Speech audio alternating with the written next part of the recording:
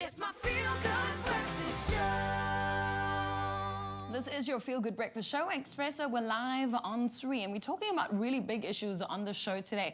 The world's biggest outbreak of Ebola continues, and since the first infected patient 2 years ago, or a 2-year-old boy, in fact, contracted the virus and then later died in a village in Guinea in December 2013. And since then, many South Africans have literally joined in the fight to curb infection as it spreads across West Africa and also the world. Well, one such a person who's making a difference is South African epidemiologist Patten, who has just returned to Cape Town after 4 weeks, and she joins us now via Skype on our Feel Good Breakfast Show.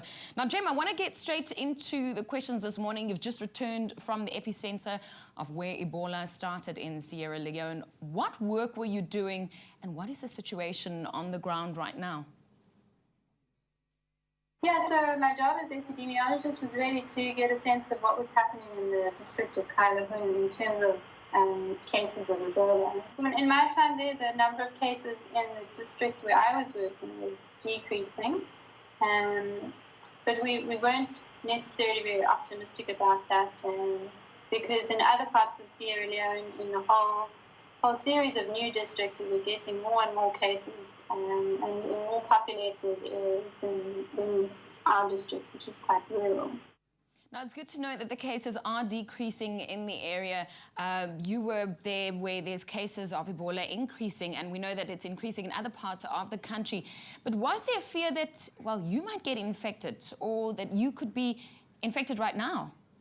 You know, your mind always plays tricks on you the whole time you're there, because it is quite a scary disease.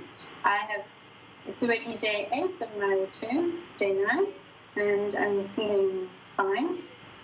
There were a few odd sort of glance of the skin brush kind of accidents, but you just go and immediately wash your skin with chlorine. So rationally, I'm not worried. It's sometimes a bit of a mind game. Whether do I have a headache? Is my throat sore? Not sure. But for the most part, I really do feel safe.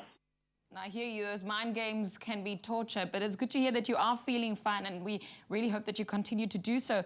But from your experience as an epidemiologist, do you think that Ebola could be something that would strike South Africa? No, I don't. I think it might be, a possibility might be that we have 1 or 2 cases, just like they've been in the US and in Spain. We've dealt with Ebola before in this country. We had a case 18 years ago, and if we had another case now, I don't think we'll deal with it any differently. We will be able to contain it. I think it's very, very unlikely we would have an epidemic of even a fraction of the size of what's happening in West Africa now. Certainly music to our ears. Thank you so much, Jem, for joining us this morning, and we wish you only the best. Thank you so much for the work that you do. We really, on this show, applaud you for what you're doing, and thanks for joining us on our show as well. Jem there, that's doing extraordinary work. Now, South Africans who want to show solidarity in the fight against Ebola, you can visit the MSF website, and you can find those details on our Facebook page, so Expresso Show SABC3. Well, exciting stuff as we bring you all the stories, the latest news, and of course, the latest entertainment news to your Feel Good Breakfast Show too. Guys, what you up to?